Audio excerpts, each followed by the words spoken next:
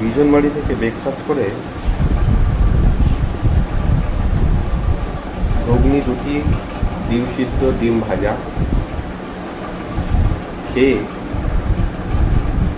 আমরা বেরিয়ে পড়েছি রামমামের উদ্দেশ্যে। বিজনবাড়ি থেকে রামমাম মোটামুটিভাবে 40-45 কিলোমিটারের কাছাকাছি হবে। টাইম দেখাচ্ছিল 2.5 ঘন্টা।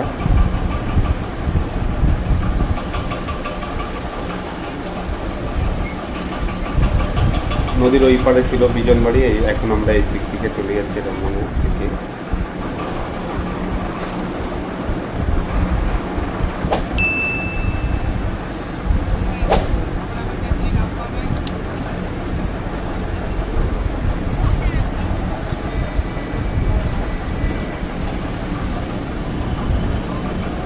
রাস্তা মোটামুটি ঠিকই ছিল। যাওয়ার পথে আমাদের সামনে আসলো শ্রীখোলা ব্রিজ। তো আমরা শ্রীখোলা ব্রিজের উপর দিয়ে আরো উঁচুতে চলে গেলাম। যত উপরে উঠছিলাম ততই আমাদের ঠান্ডা লাগছিল, কারণ শ্রীখোলা ব্রিজ থেকে এক ঝটকায় আমাদেরকে অনেকটাই উপরে উঠতে হবে।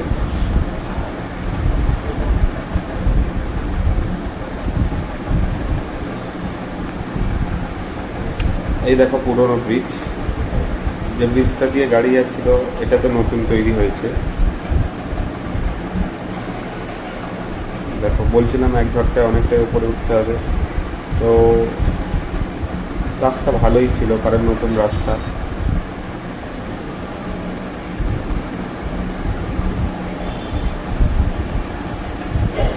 দেখো নিচের গ্রামটা দেখা যাচ্ছে। কিছু কিছু জায়গায় রাস্তা একটু খারাপ হয়ে গেছিল, কিন্তু বেশিরভাগ রাস্তাটাই ভালো ছিল। এরকমভাবে আমরা আমাদের সায়ন হোমস্টেতে পৌঁছে গেলাম, যেটা রামমামে অবস্থিত। আগে এখানে গাড়ি আসতো না, শ্রীখোলা বিচ পর্যন্ত গাড়ি আসতো,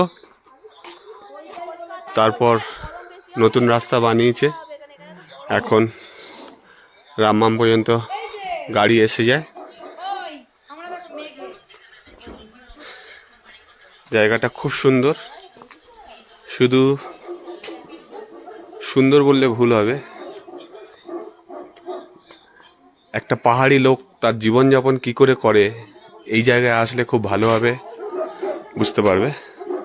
যাই হোক, আগে তোমাদেরকে চারদিকটা একটু দেখিয়ে দিই। এটা ডাইনিং এরিয়া, খুব সুন্দর করে সাজানো গোছানো।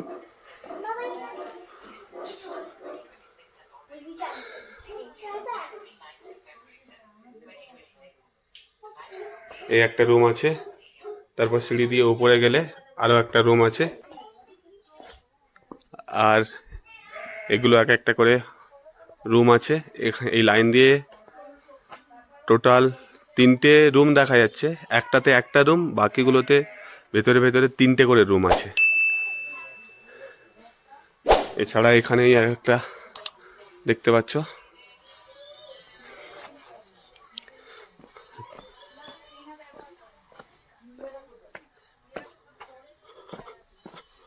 ওনারা রান্না বান্না করেন এখানে।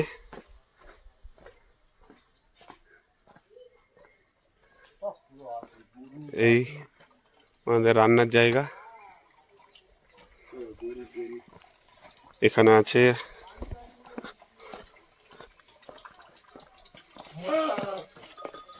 গরু, বাছুর, মানে পশুপালন এদের একটা জীবিকা। দেখতে পাচ্ছ,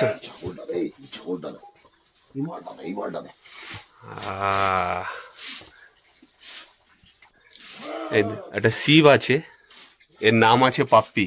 হ্যালো পাপ্পি, দেখলে সঙ্গে সঙ্গে তাকালে, ওই দেখো এগিয়ে আসছে, কত বোঝে দেখো। পাপ্পি বলে ডাকলাম, সঙ্গে সঙ্গে চলে এসছে।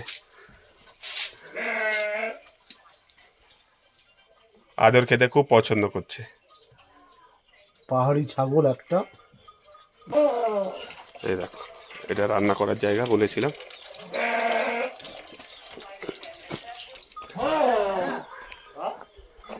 এই দেখো কি বড় বড় ছাগল এখানে। হ্যালো,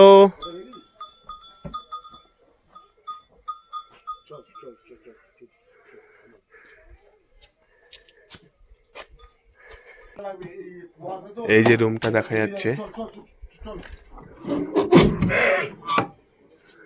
দেখো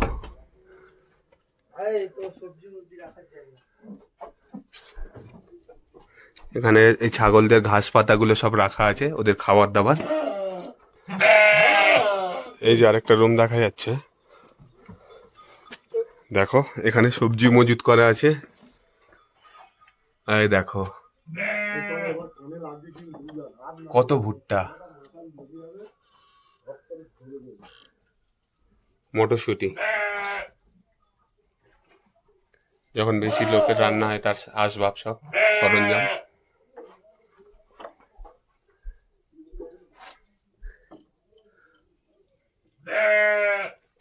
প্রপার হোমস্টে বলতে যেটা বোঝায় আজকে সেটা আমরা উপলব্ধি করতে পারছি, আর পাহাড়িদের জীবন অ্যাকচুয়ালি কেমনি হয় সেটাও জানতে পারছি।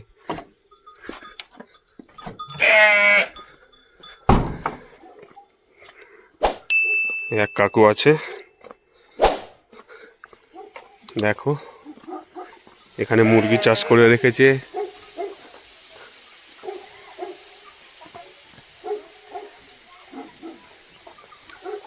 এই দেখো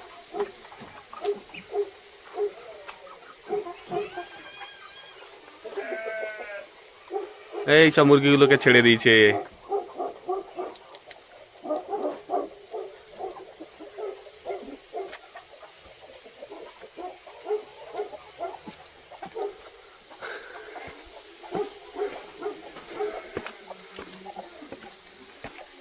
এই দেখো এই মুরগিগুলো সব এখান থেকে ছেড়ে দিল। क्या अंडा दिया है कुछ? हाँ, এই দেখো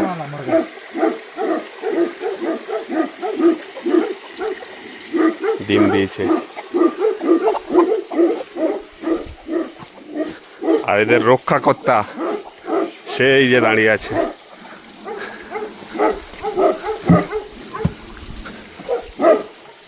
বাঁধা আছে তাই যাওয়ার সাহসটা দেখাতে পাচ্ছি।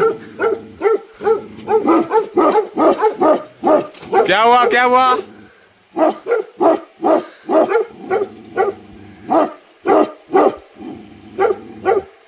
নতুন অতিথিকে দেখেছি, দেখো দেখো দেখো দেখো, ও আমাকে দেখে করছে না মুরগিগুলোকে দেখে বুঝতে পারছি না।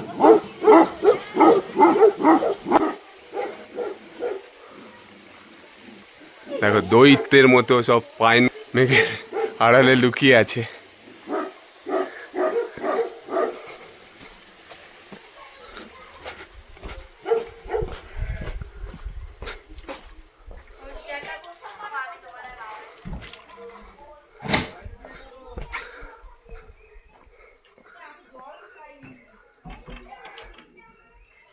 যার প্রয়োজন হবে এখান থেকে স্ক্রিনশট মেরে নিও। আর আমাদেরকে দেওয়া হয়েছে এই উপরের ঘরটা, যে দুটো জানলা দেখা যাচ্ছে ওই জায়গাটা। আশা করি সবার ভালো লাগবে। এই মুহূর্তে আবহাওয়া খুব খারাপ, পুরো জায়গাটা মেঘে পুরো ঢেকে রেখেছে। একটু আগে পুরো জায়গাটা মেঘে ঢেকেছিল, 8 ঘন্টা পরে পুরো এরিয়াটা কেমন লাগছে দেখো তোমরা। এই যে দূরে পাহাড়টা দেখা যাচ্ছে এটা সিকিম, মানে সিকিমের এরিয়া পড়ে।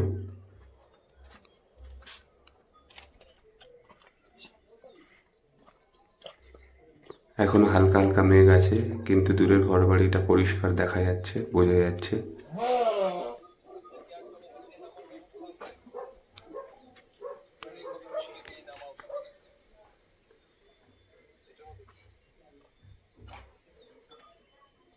আমরা আগামীকাল এই যে জায়গা দেখা যাচ্ছে এই দিক ধরে আমরা হাঁটতে শুরু করব সামান্ডেনের দিকে। তো সেই ভিডিও আবার আপলোড করব।